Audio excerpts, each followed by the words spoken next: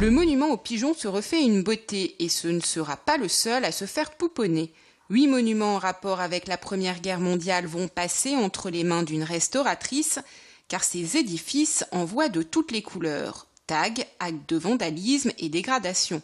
Plus d'explications au micro de Marion Villette. Je suis en train de passer un traitement biocide sur le monument pour empêcher en fait la réinfection des micro-organismes sur le monument. Donc tout ce qui est mousse, lichen, algues.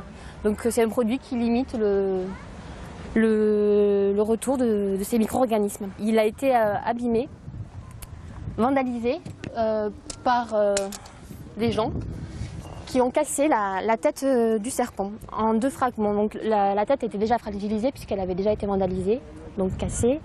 Il avait été goujonné et donc là il va falloir refaire tout ça. Fin des travaux l'année prochaine pour le centenaire de la Grande Guerre. Tout doit être remis à neuf car chaque monument a une histoire. Les pigeons voyageurs ont permis d'échanger des messages entre les tranchées sur le fond de la Première Guerre mondiale.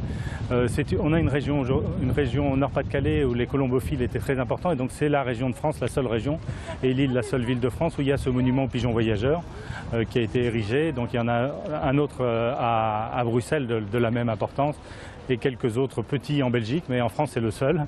Et donc c'était la volonté de ce petit animal qui était souvent le seul animal auprès des poilus dans les tranchées qui a été commémoré ici à Lille à l'entrée en plus du parc zoologique.